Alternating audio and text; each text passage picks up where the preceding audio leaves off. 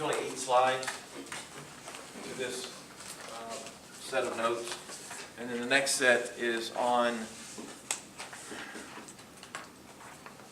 not income distribution. That's the last set. I don't remember what the next set is. Anybody?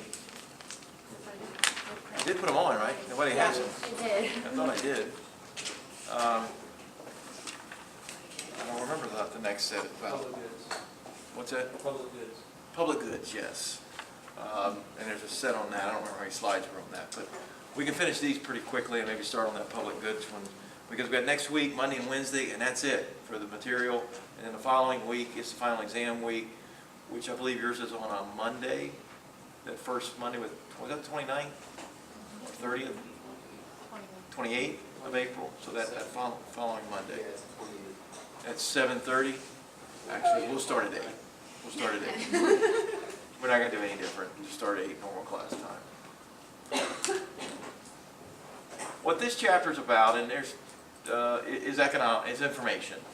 How we live in an information world, and how much information you gather. There's a couple of terms in here. This actually is a new term, economies of scope, rather than difference in economies of scale. Economies of scale is size of an operation, whereas scope deals with the ability of a company to produce 2 or more different items in one firm than to produce them in separate firms. So the scope of their operation, so producing more than one product line, that increases their scope of operations. Average costs should decline just as they would with average, or just as they would with economies of scale.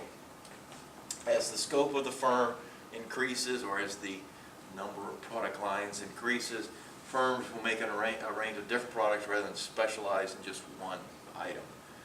The cost of some fixed resource, such as specialized knowledge, can be spread across those different product lines. So you can utilize some of the same resources, even though you might be producing 4 or 5 different product lines.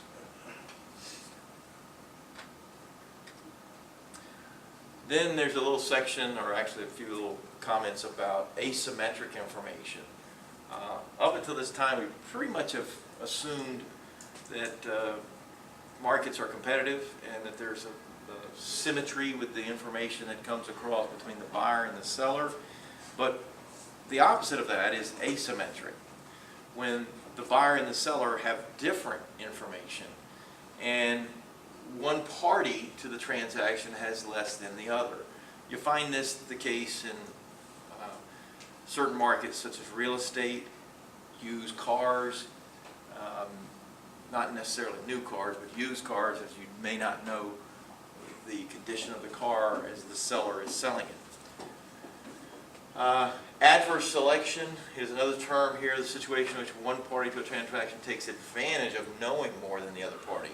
So they know that they have this advantage, and they make an adverse decision based on that knowledge. Now here is the example. Let me stop it here. Eddie Murphy and Dan Aykroyd are it's an old movie, Trading Places. They are, I think it's orange juice concentrate is what they're selling or buying, bidding on.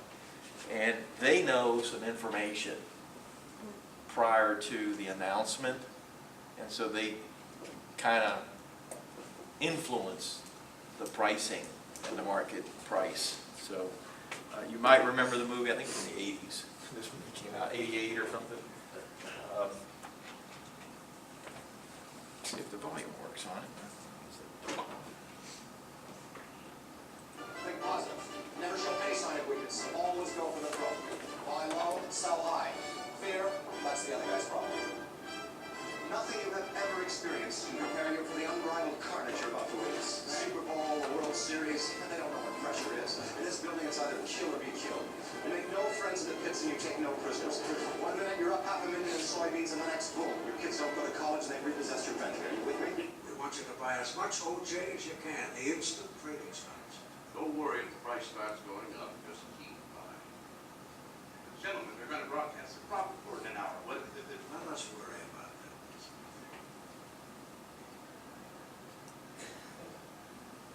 sir.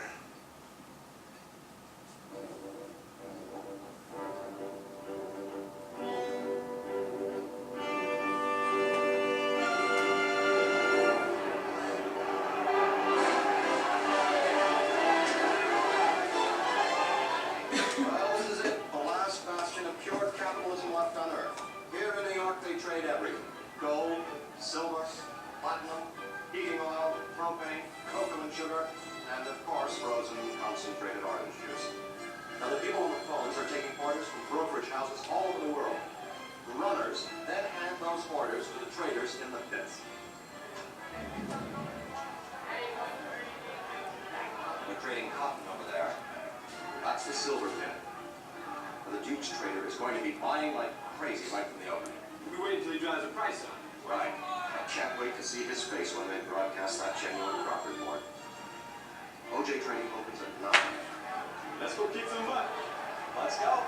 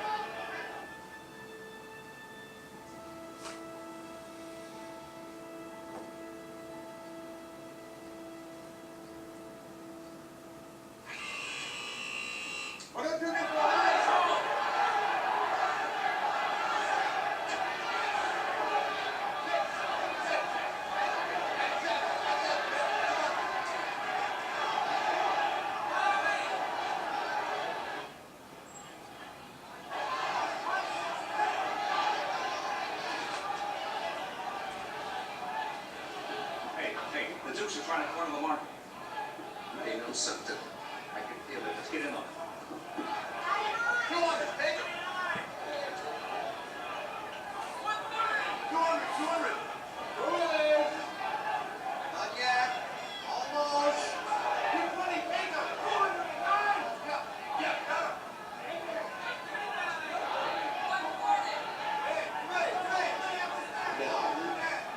Sell me to the next one, 142!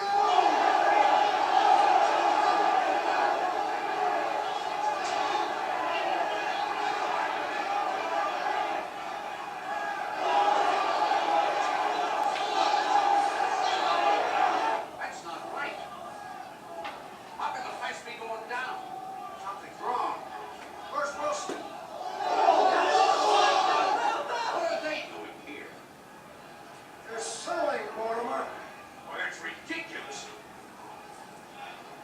Unless that crop report...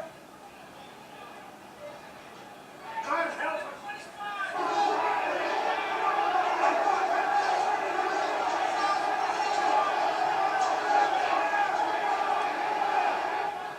I told you we shouldn't come in and everything, you asshole!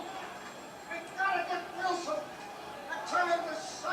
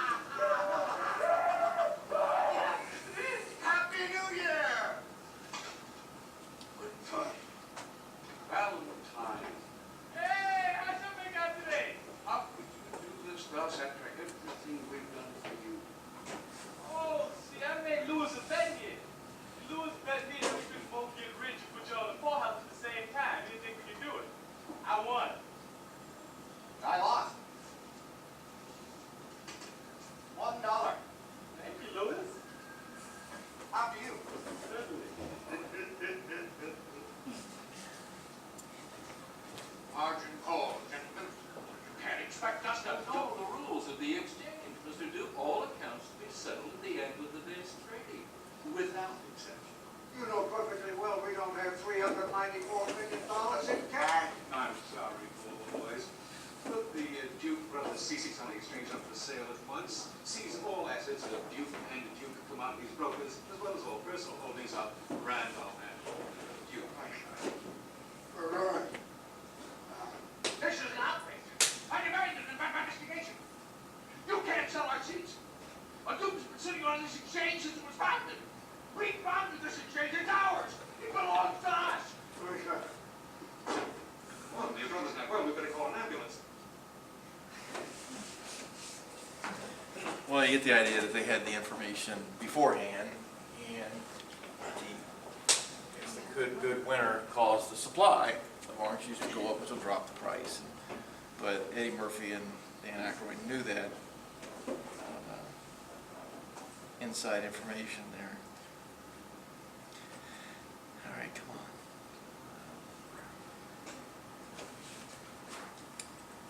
All right. Another example is in the used car market. Well, actually, it's the new car market, but reducing adverse selection. There's lemon laws that are passed in some states. I think different states have different requirements for the lemon law to apply. But most lemon laws have this: new cars that need several major repairs during the first year or two. I think it's 2 years in Florida. 2 years and 24,000 miles. After the date of the original purchase may be refunded, returned to the manufacturer. Car manufacturer must indicate whether a used car that they are offering for sale was repurchased from the original owner as a lemon. So those are a couple of the provisions that typically are in it. But in Florida, I believe it was 2 years from the time of purchase. And it's got to be something major. It can't be like your plastic thing is coming off the seat cover or something. That's not major. You're talking about transmission or now rust. Rust is an interesting one because I think they make you sign something when you buy a car about corrosion, liability. So there's probably a gray area with that one. Asymmetric information problems are particularly severe in the market for insurance. Buyers of insurance policies will always know more about the likelihood of an event being insured against happening than will insurance companies.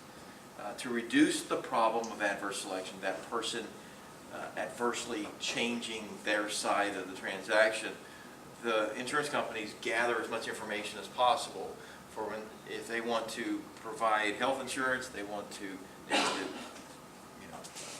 check your past history. Of course, with the Affordable Care Act, there's no pre-existing conditions. So this kind of gets wiped off a little bit. Life insurance policies, though, are still in such a way where if you want a life insurance, they're going to want to make sure you don't have HIV or cancer, that you're stage 4 cancer, something like that. They're going to take your blood work. Because they need to know before they take the risk. Insurance companies are nothing more than risk takers. And to take the risk, they're going to charge you a fee. Depending on how healthy you are, your fee will be higher or lower. If you're very healthy, the fee will be low, and if you're younger too. But if you're 65 years old and have a history of heart disease, life insurance is going to be pretty expensive if you want it, if you want to get it. Because you're kind of closer to death. And they don't want to take that. They don't want to take that risk too much. They may take it, but they're going to charge you an arm and a leg. Charge you a lot. There's also something called the principal-agent problem. The agent's objectives differ from those of the principals. The principal is the person or firm who hires an agent to act on behalf of them. And the agent is the person or firm who's supposed to act on behalf of the principal. Okay, so the principal hires the agent acts on their behalf. So sometimes there's different motivations and objectives. The last example here, or last term, there's just a couple terms in this set of notes, is something called moral hazard. Moral hazard is the actions taken by people after they've entered into the transaction to make the other party worse off. So for instance, if you get car insurance, a silly example, but if you get car insurance now, and you're required to have it, but if you go in and get car insurance, then you start driving recklessly. Now, I don't know why you want to do that, but you feel like you're covered, right? You're covered. I got insurance. I'll pay, but it's a moral hazard. You've created a moral hazard to society that you're driving like a nut. But because you have insurance, you feel a little better. How about just having airbags in a car? It could also make you feel like you're better and you're going to drive like a nut. But it makes the person, other people, worse off. So it's a moral hazard that you made that decision.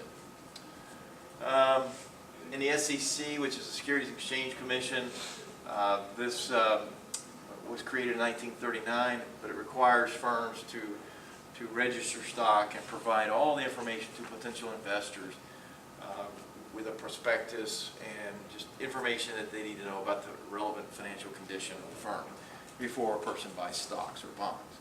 This is way back in 1929, and it has been more regulated since then. But it does reduce the adverse selection, someone knowing more than the other, and the moral hazard that might exist if somebody tries to take advantage like they did with inside information. All right, so that's it. Just a little bit on that information material. Let me start the other one on public goods. If I can find it. There's 10 slides here. Now what public goods are, it's just another name for government goods, government provided goods. When we say the word public, we always mean government. When we say the word private, we mean businesses, private businesses.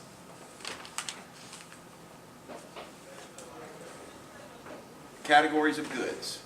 Well, there are four categories, divided by two questions, two attributes. We group these goods into these four categories, and public goods will be one of the four. But based on these two attributes, the first question you ask yourself, is the good excludable? That means, can I prevent people from using the good? Can I prevent it? Can I exclude somebody from it? If you say yes to that, then it's typically a private good owned by a business. And more often than not, you can prevent somebody from buying something or using the good because of the price. Because someone may not be able to afford a Lexus automobile. And it's a private good. Is the good rival? Does your use of the good diminish somebody else's enjoyment of it? The last sentence says, the same unit of the good cannot be consumed by more than one person at the same time. So therefore, yes, it is rival. If I have an ice cream cone, I'm eating it, well, it's mine. I mean, you're not going to be able to enjoy my ice cream cone. So yes, it does diminish your enjoyment. So it is rival. So here are the four groups, categories that is. And I got some examples there. Private goods, the four are this: private, public, common resources, or I believe your book uses the phrase open access goods. And then artificially scarce goods or natural monopolies. There's a couple ways in which they're mentioned.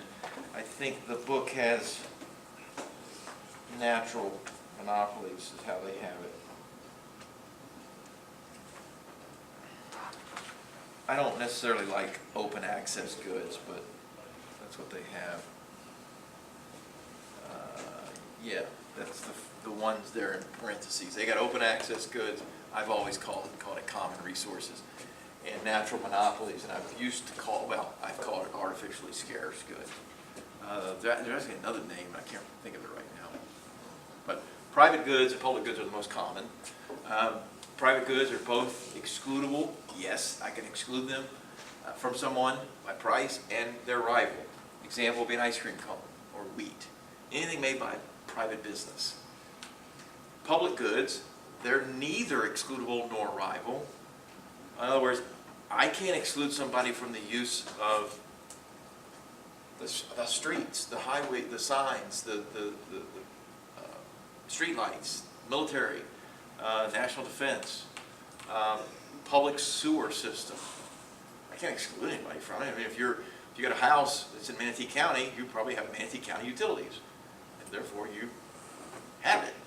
I suppose you could disconnect it. I don't know if you want to do that, and have your own septic system.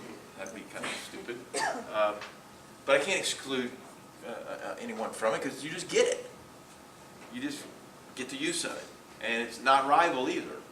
Your use of the good doesn't diminish somebody else's enjoyment of it. Somebody else still gets the sewer and benefits of national defense. You may not agree with national defense, but it's still the public provided good, government provided. Common resources, they're rival, so yes, my use of the good will diminish, or cannot diminish, or will diminish. Let me think here, thinking backwards here. If I use the good, like an ice cream cone, then it's going to diminish your enjoyment of it because I'm eating it. So like with common resources, they're rivals, so yes, that applies, but they're not excludable. Fish in the ocean, clean air in a river, or clean water in a river. Fish in the ocean is my classic example. Out in the Gulf, they're common. No one owns the water, and so that's why they're called open access goods. People have open access to them, but I can't exclude somebody from the use of it. So they do kind of have a little bit of the public idea with it. Artificially scarce goods or natural monopolies, they're excludable, so yes, I can exclude you from it, but not rival. But pay-per-view movies on cable TV, those are as an example. I think they also gave another one on, hey, let's see, uncrowded subway. That was the one they gave for natural monopoly. The uncrowded subway, it's not if it's uncrowded, you've been on a subway, if uncrowded, my use is not going to diminish your use of it. It's uncrowded. They can be excludable in such a way that, price, you cannot, you may not be able to have the money to use the subway. This is the picture, it's actually, or the matrix that's in the book with the examples. You can kind of see the four different, or the two, rival and non-rival, exclusive and non-exclusive. So if it's both exclusive and rival, it's private. A pizza, a crowded subway, I can exclude people by the price, and I can make it rival because my enjoyment will diminish your enjoyment, or my use of the good will diminish your enjoyment of it. Public goods and national defense, mosquito control by a local municipality. Those are all government-provided things, and there's some of the other examples there I mentioned. Should the government or the airline screen luggage at airports? Should this be a public good by the government, or should airlines themselves, as private companies, be responsible for our security and safety in the wake of 9/11? What do you think? I mean, TSA now has it, which is the public. If it was private, I think they would have different standards. If it was private, what's the private company going to look at? Cheapest way possible. Cheapest way possible. They're looking at profits, bottom line. And so if they don't have to set these elaborate, see through your body type of security scanners, they don't say, I don't buy that thing. I'll just get a little wand. We scan the customers and as they come on the plane. That's good enough. There have been some stupid comments people have made lately. Have you been reading those? Tweeting? I'm not on Twitter, but I've read them online. Some girl, I think it was in Denmark, on American Airlines. said something about she was a member of Al Qaeda, and was from Afghanistan. Said all the wrong things in a tweet, and she's a 15-year-old girl, I think, a young teenager, and they pulled her aside. I think it was American Airlines, or was it U.S. Airways? One of the two. There was another one with U.S. Airways too. But American Airlines, because they said, we take security seriously. You know, so I think there's a little bit by the private companies that want, they talk about the bottom line. Yeah, in the short run, they're worried about profits. But in the long run, they don't want somebody to come on their plane, hijack it, and blow it up, and do whatever. Because that'll hurt their bottom line in the long run. Their whole company could collapse just for one incident because they were lax in handling that. But they detained the girl, and she was just joking. She tweeted, I think, other ones later that it was just a joke. You don't joke about that. I mean, that's just something you don't do. What was the other one? It was just yesterday. They were like 2 days in a row. One was with U.S. Airways, and one was with some guy on the 49ers said he had a bomb. oh yeah, that was over the weekend. Yeah, L17. Yeah, he said that coming out of the airport. But that wasn't the one. That'll come to me.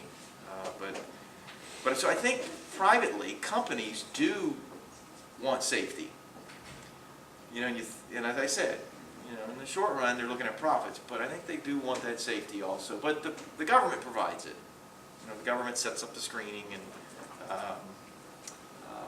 you know, you can't say certain things, whether it's tweeted or verbally said. Oh, I know what it was. U.S. Airways. This girl, this lady, I think something happened, and they found a tweet, a picture of a nude woman. And they don't know how they're investigating how it happened. I guess she got upset with the airline somehow. I don't know if they didn't let her on. She didn't get her flight. So she got naked? So, what's that? So she got naked? No, I don't know if it was her. They're unclear on whether but it came up across, they immediately took it down. But some weird things happening with airlines. People get upset. Well, U.S. Airways is merging with American Airlines, right? Yeah, they did. Yeah. I think they did, U.S. Airways, yeah. All right, here's another term, free riders. These are consumers or producers that enjoy the benefits of a good or service without paying for them. This is a problem for goods which are non-excludable. That, like private goods. So most public goods, though, you're getting the benefit of it. You know, you're kind of riding along free anyways, whether you want to do it or not. Whether you enjoy or appreciate national defense, you still get it. Oftentimes the government makes a decision, whether it be a local government, municipality, or federal government, on doing something, whether for a public good, whether they look at the benefits exceeding the cost. If the revenue from the taxes exceed the cost of providing it, then and it makes everybody better off, then they'll do it. This is called the legislature. This is called government trying to make good decisions. But taxes are always kind of a hot topic when it comes to paying for something. There's all kind of fees involved with fishing anymore, licenses and things. I don't even keep up with it.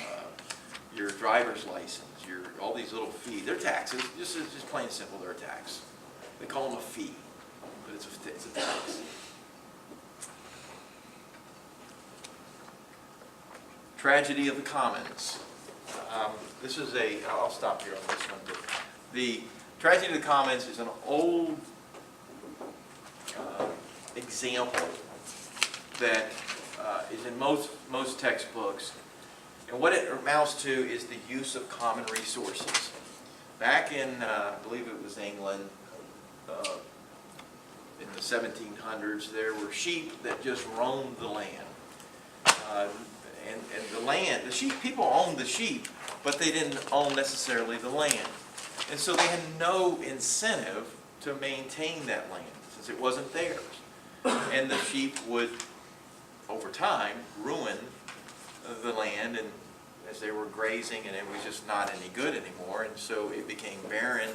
Well, this diminished other people's enjoyment of it. It created a negative externality. The common resources were used excessively. The government could step in this case and impose a tax or regulate the use of the common resources, or turn it into a private good. So with the Gulf out here, people fishing over years, the government has slowly regulated the use of the Gulf waters, whether it be fishing license, whether it be limits on the size of the fish or the number or the quantity that you take in a day. Those are all regulations to help others enjoy the resource, and so it doesn't become extinct or barren. That's their reason. Some people argue over whether or not we do have short supplies of certain species of fishes, but it's still, no one cares because nobody owns the Gulf. I guess if you get a fisherman whose job and livelihood is all about it, you know, like you're you go out and get shredded and mullet and all that kind of, and that's your livelihood, that's your job. They're more concerned about maintaining the resource. But maybe regular customers, citizens, they don't care. They go out and fish, they don't care. There's no incentive to maintain it. How about the buffalo back in the 1700s? Bison would just roam the land. Nobody owned them. Nobody owned them. And they almost became extinct. They were put on a endangered species list. They made a big comeback because of the privatization of it. People now own buffalo. It's a much more viable resource. There's all kinds of examples. Elephants in Africa were being killed just for their ivory and the tusk, and that was, they could care less. Nobody owned them. They just roamed all over the place. But if you get private ownership, that provides an incentive. What about cow? Why don't cows become kind of endangered? Because there's a private incentive for it. If you own cows, you dairy cows or meat for beef, and so you have an incentive to maintain that resource. And so there's just a difference between ownership, private ownership, and no ownership at all of public goods. All right, so I'll stop here.